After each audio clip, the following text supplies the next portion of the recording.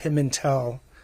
We are also joined by Baldwin Park Mayor Alejandra Avila and Baldwin Park Chief Executive Officer Enrique Zaldivar. When I talk about charges, by the way, I want to make it clear that any charges I talk about are not evidence of a crime. They are just the charges that have been brought. A defendant is presumed innocent until and unless proven guilty beyond a reasonable doubt in a court of law. But I will be talking about the charges that have been filed today. These charges have been filed against Eduardo Medina-Berumen, an individual who is 22 years old. 5 different charges have been filed against them. The charge has been filed of murder in the first degree with special circumstances based on his murder of Baldwin Park police officer Samuel Riveros. A second charge of first-degree murder with special circumstances has been filed based on the murder of Darius Wong, 43 years old. A third charge of attempted murder has been filed based on the attempted murder of Baldwin Park police officer Anthony Pemmanel. A fourth charge of attempted murder has been filed based on the attempted murder of Baldwin Park police officer Alfredo Leal. And a fifth charge of possession of an assault rifle has also been filed based on the possession of a .223 caliber assault pistol that was found at the scene with a 30-round magazine, and approximately 40 to 60 expended casings were found near that weapon. These crimes occurred at approximately 7 p.m. This past May 31st.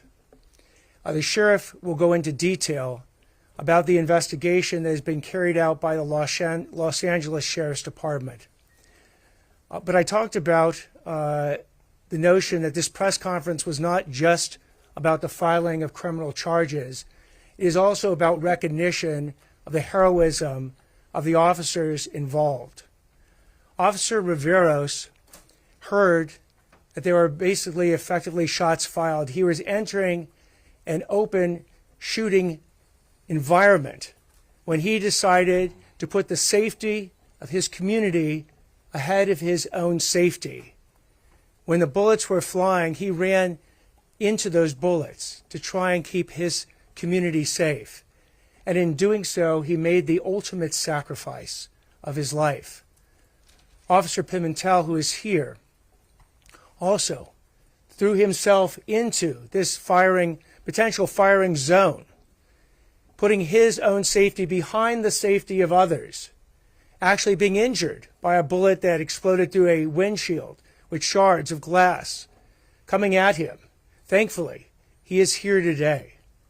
But the heroism of both Officers Riveros and Officers Pemmanel, joined by another officer, Officer Leal, who, again, putting himself in danger, went to assist Officer Pemmanel and assure that he was out of the firing range of this particular assailant, while also returning fire, trying to keep the community safe, with no regard, quite candidly, for his own safety compared to the safety of his fellow officer and the safety of the community. These are actions of heroes. And we don't need to talk about superheroes and comic book heroes, because we have heroes in this exact situation. And not just in that particular day at that particular hour. Police officers who enter this profession basically say they're not just going to protect and serve when it's easy. They're going to protect and serve when it's difficult, when it's dangerous, when it could result in this ultimate sacrifice of their life. And I will say that there's only 2 words that myself as a district attorney, the entire district attorney's office, and the public has to say for that type of commitment to public safety, and that is thank you. You have our eternal gratitude.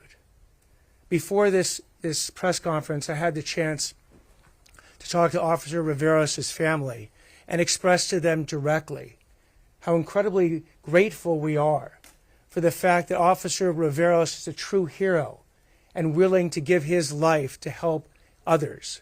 I spoke to the Wong family. Again, these are grieving families. This is where every single minute is the longest minute possible as they deal with the loss and the tragedy that their families have suffered. And when I was speaking with the Wong family, they wanted me to extend to the Riveros family how incredibly appreciative they were that an officer was willing to come to unfortunately, Mr. Wong wasn't able to survive, but willing to come to see if they could help him and deal with this tragedy that was unfolding in the streets of Baldwin Park. Again, it shows that the enormous gratitude that the public has, that even the Wong family has in this moment of ultimate tragedy, that they're willing to reach out to the Riveros family and say thank you. So again, this is one of the more difficult press conferences. This is the type of press conference you never want to have. But we will ensure that justice, that the sacrifice that Officer Riveros made, that Darius Wong made, that the other officers made, is honored through the justice process and bringing Mr. Berumen to justice and making sure he is held fully accountable for his actions. I'd now like to introduce Sheriff Robert Luna. Good afternoon, everybody, and thank you for being here to cover this very important but tragic story. I just wanted to start off, Mr. District Attorney Hochman, by thanking you. I don't know if you caught on. Obviously, he's very passionate. Who wouldn't be, right? He literally himself chose to call the victims' families. That says a lot about your character. And on behalf of our department, and I'm going to say the residents of LA County, thank you for taking the time to do that. Not everybody chooses to do that. I'm going to start off by extending our condolences from all the men and women of the Los Angeles County Sheriff's Department to the hero that we're hearing so much about, and that's Officer Samuel Riveros. Not only to him, but all the members of the Baldwin Park Police Department, from their chief on down. We were with them Saturday night.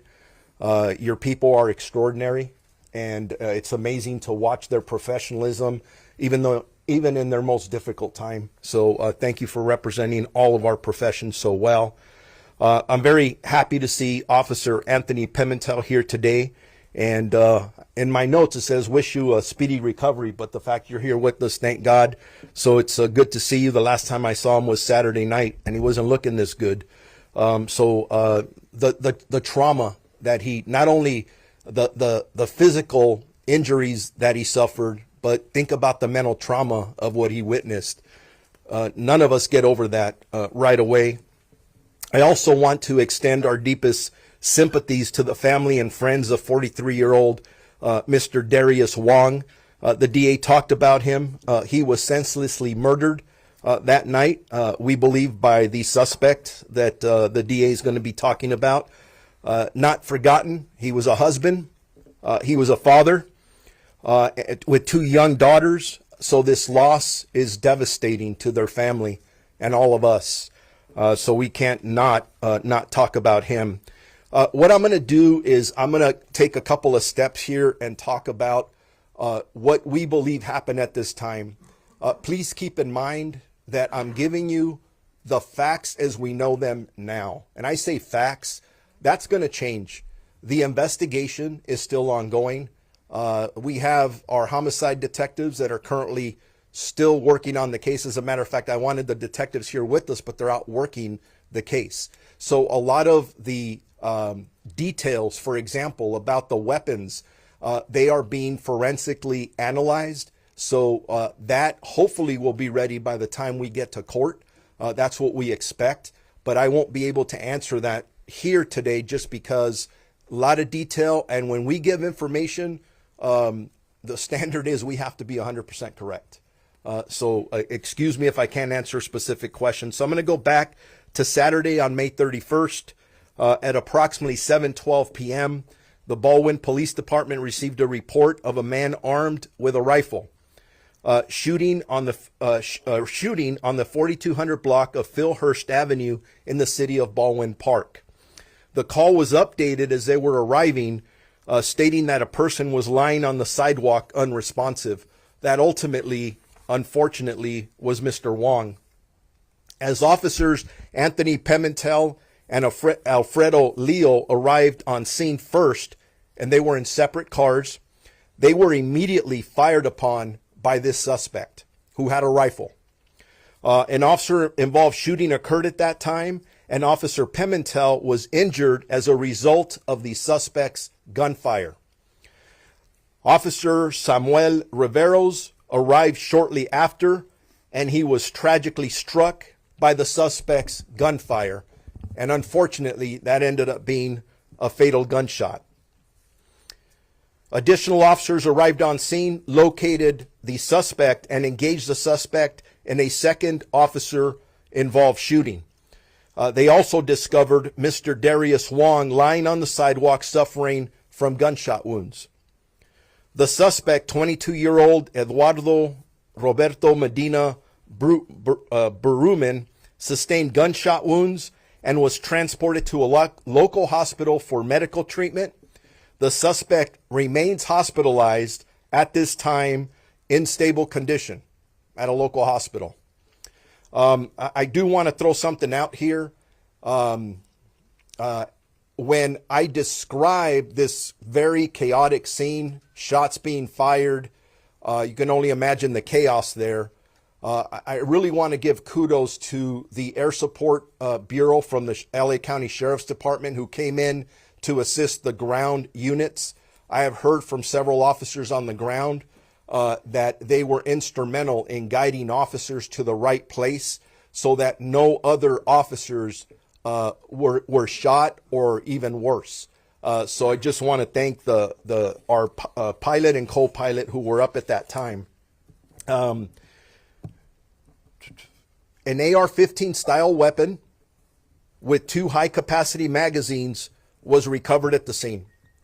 Every time I hear about a rifle, an assault rifle like this being used on the street, it makes the hair on my neck stand up, specifically when they're used against any community member, specifically one of our deputy sheriffs or police officers. And I just wanted to throw out this quick stat. In the month of May, our department, the LA County Sheriff's Department, recovered 218 weapons throughout the county. 127 of those resulted in arrest. So our men and women are out there, and the DA described this. We're going to calls all the time.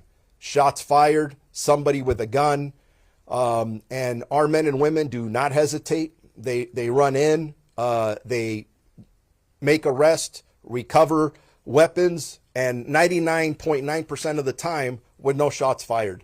Unfortunately, that didn't happen this time because of the suspect's actions. The Sheriff's Department remains fully committed to supporting the Baldwin Park Police Department throughout this investigation. From the onset, our homicide investigators and forensic teams have been working tirelessly to ensure a thorough and impartial investigation.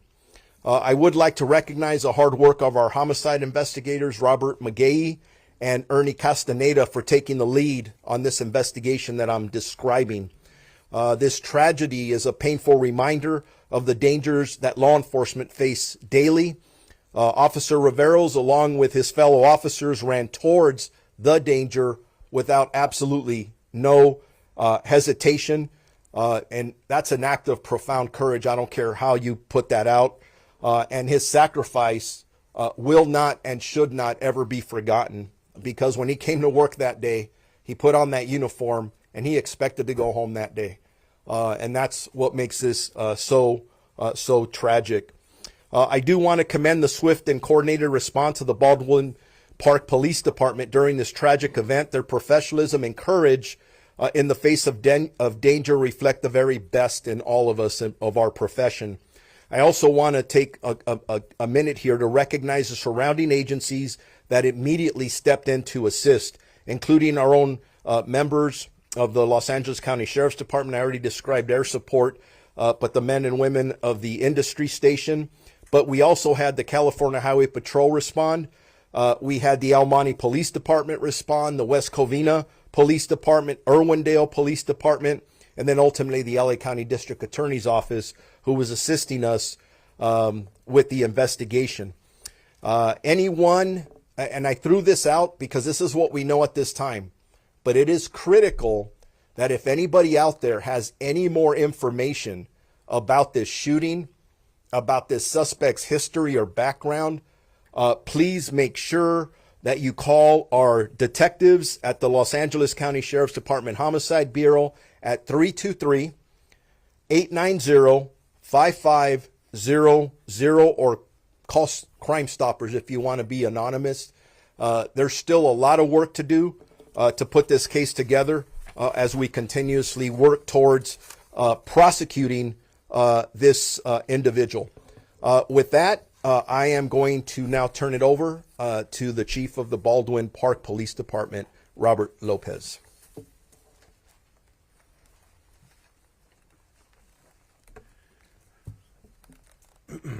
As you can imagine, this is extremely difficult for me to be here in front of you to discuss Sam Riveros.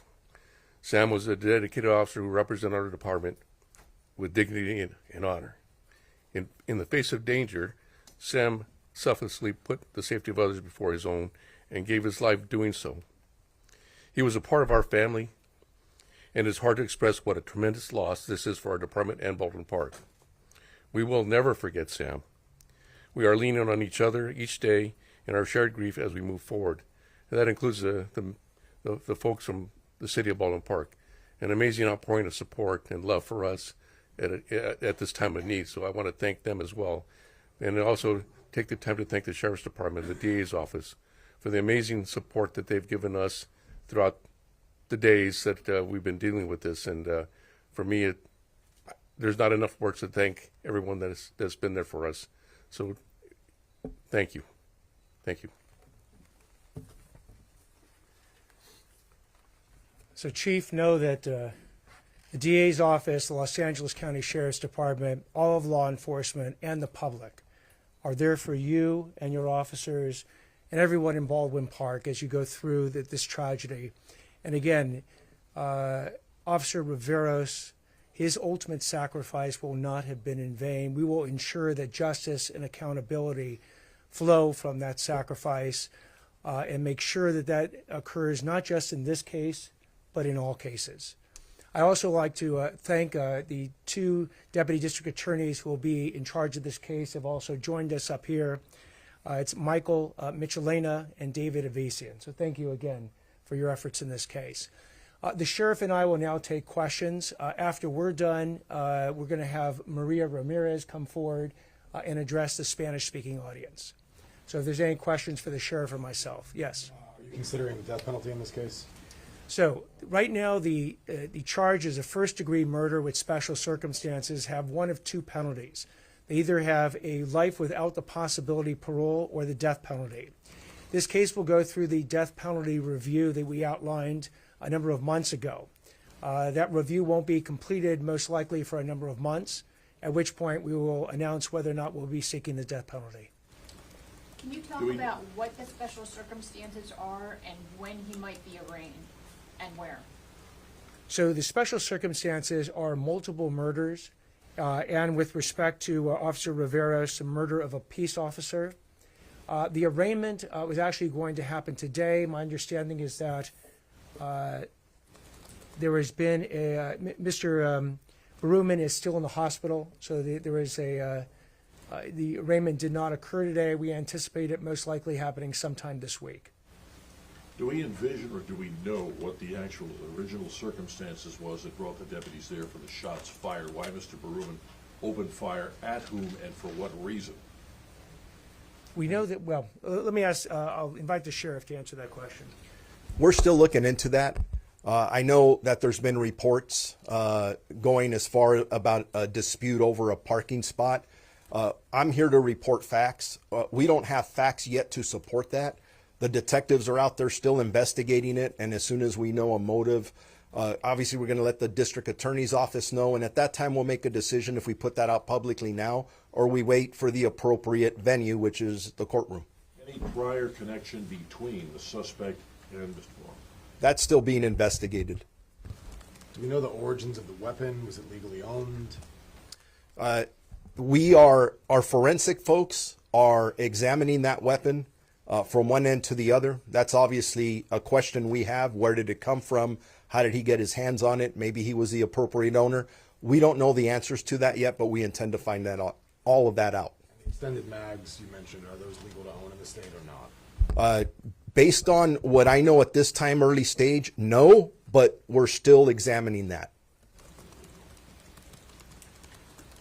All right, I'll invite I- one last question.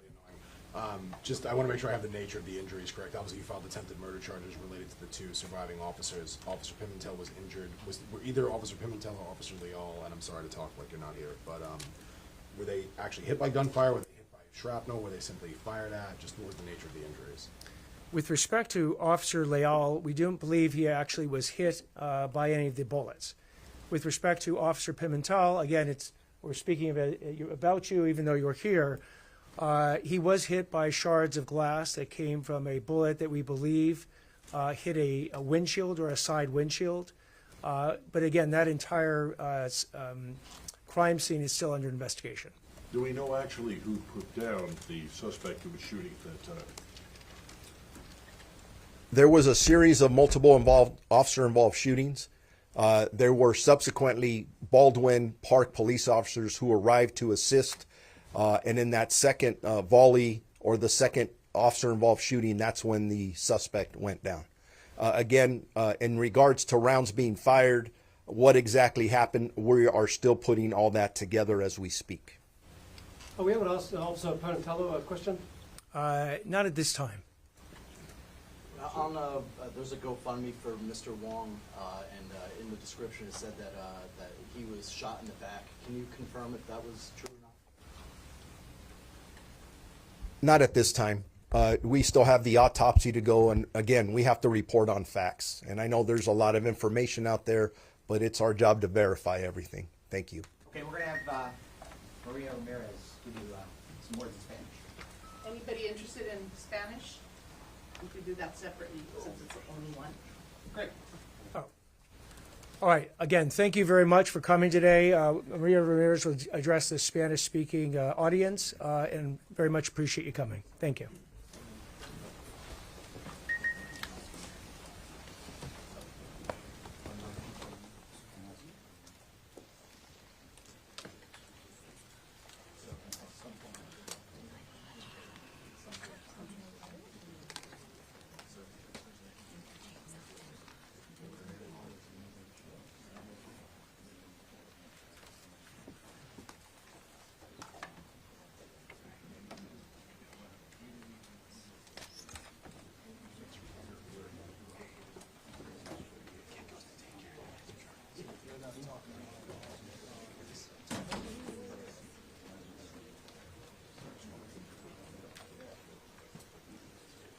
¿Quiere pasar para acá?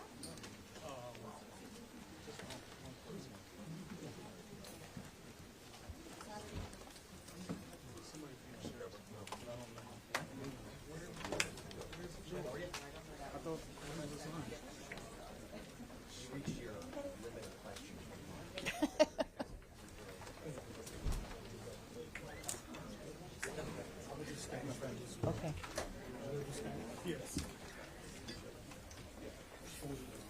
So normally I could do questions, or do you want me to just summarize what was said?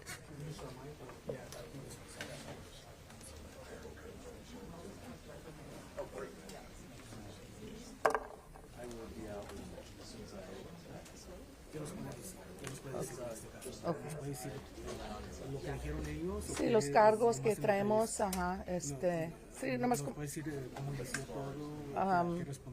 Sí, sí, ajá.